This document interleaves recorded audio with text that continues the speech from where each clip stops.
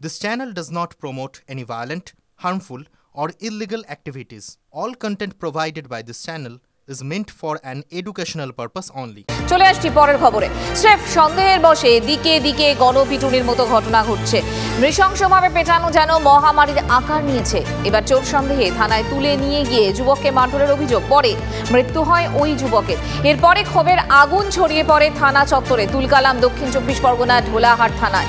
গ্রামবাসীদের বিক্ষোভ, ব্যারিকেড দিয়ে আটকানোর চেষ্টা, পুলিশের সঙ্গে ধস্তাধস্তিও হয় গ্রামবাসীদের।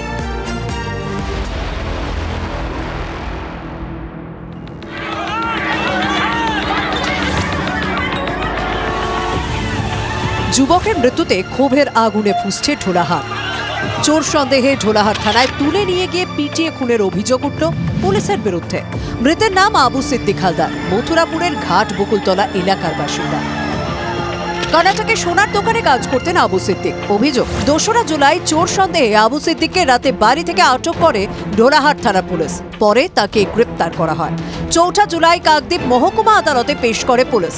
জামিন পেয়ে বাড়িতে ফিরে অসুস্থ হয়ে পড়েন আবু সিদ্দিক। তার শরীরে বিভিন্ন জায়গায় আঘাতের চিহ্ন। শারীরিক অবস্থার অবনতি হওয়ায় আবু সিদ্দিককে মথুরাপুর ব্লক হাসপাতালে ভর্তি করা হয়েছিল।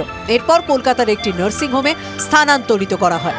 সেখানেই মৃত্যু হয় তার। পরিবারের দাবি, পরিকল্পিতভাবে চোরের মিথ্যে মামলায় আবু সিদ্দিককে ফাঁসিয়ে দেয় পুলিশ। আমাকে লকআপের ভিতরে বসিয়ে রেখে ওকে নিয়ে ছাদের উপরে 4টে পুলিশ নিয়ে চলে যায়। গিয়ে মেরে মেরে লাঠি ফাটিগুলো সব ভেঙে জামিন হয়ে যায়। তারপরে হসপিটালে যখন আমি নিয়ে যাব, তখন আমার ভাইপো বলল আমার পিছনে লাঠি ঢুকিয়ে দিয়েছে। গ্রামে পৌঁছতেই ক্ষিপ্ত হয়ে ওঠেন গ্রামের মানুষ। জুতো হাতে পথে মহিলারা। মৃত যুবকের আত্মীয়দের সঙ্গে নিয়ে ঢোলাহাট থানা ঘেরাও করেন স্থানীয় বাসিন্দারা। ব্যারিকেড দিয়ে বিক্ষোভকারীদের আটকায় পুলিশ। পুলিশের সঙ্গে তুমুল ধস্তাধস্তি বিক্ষোভকারীদের। সিবিআই তদন্তের দাবি। পুলিশ এত মার মেরেছে, পুলিশের মারে ছেলেটা মারা গেল। মারা যাওয়ার কিছুক্ষণ আগে ঢোলা থানার বড়বাবু কিছু স্টাফ নিয়ে গিয়ে ওখানে বলল যে খরচা যা হবে আমরা খরচা করবো, তুমি 50,000 টাকা নাও, ওকে বাঁচাতে হবে, কিডনি যা পাল্টাতে হয় পাল্টাও, আর তুমি এটা ম্যানেজ করো আমাদের। আমরা চাইছি যে এই বিষয়টা সিবিআই তদন্ত চাই। আমরা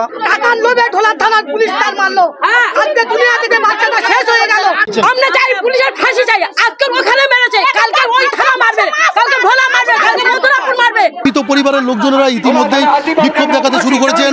ঢোলাহাট থানার সামনে ব্যারিকেড দিয়ে পুলিশ বিক্ষোভকারীদেরকে আটকে রেখেছেন। তবে তাদের দাবি যে অভিযুক্ত পুলিশ কর্মীদের বিরুদ্ধে যথাযথ ব্যবস্থা নিতে হবে।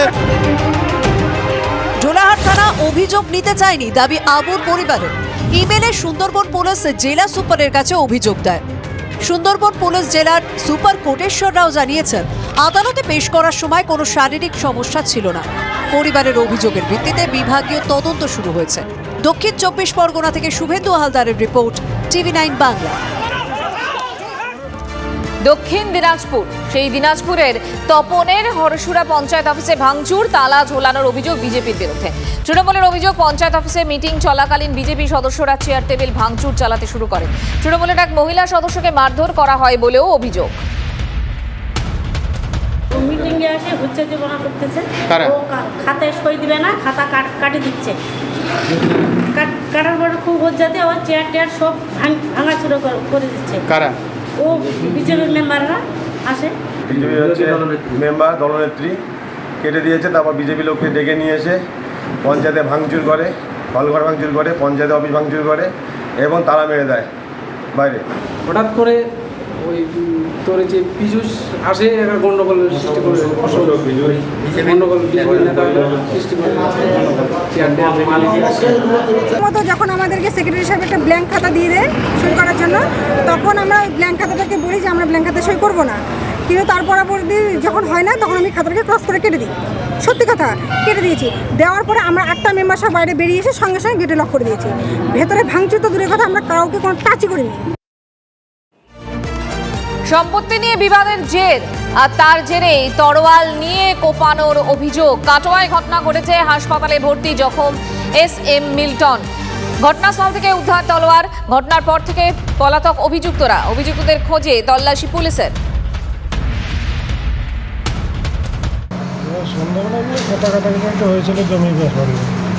তো আমি বাড়ির কাছে চাবি খুলছি, আর পিছন থেকে লালটু শেখ আমাকে ঘাড়ে দৌড়ানো করে বাড়ি মারে।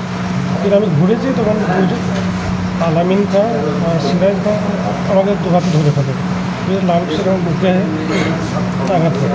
নজু খাঁ পিতা মৃত জিলাই খাঁ আমার ভাই SM মিল্টনকে তরোয়াল দিয়ে আঘাত করে। ওরা দুজনা ধরেছিল, লালটু শেখ ওকে আঘাত করেছে। আমাদের গ্রামে একজন বাংলাদেশি এখানকার ভোটার কার্ড, আধার কার্ড, রেশন কার্ড বানিয়ে নিয়েছে। 2016 সালে আমাদের নামে একটা সিভিল মামলা করে। সিভিল মামলা করার পর সে কেস কন্টিনিউ চলতে থাকে। তো কী করে আমাদের জমির উপর বারংবার হামলা করে। আমরা প্রশাসনের দ্বারস্থ হই, কোর্টের দ্বারস্থ হই এবং গ্রাম্য পঞ্চভদ্র বসে একটা মীমাংসা করে দেয়। আমরা সেই মীমাংসা মেনেও নিই।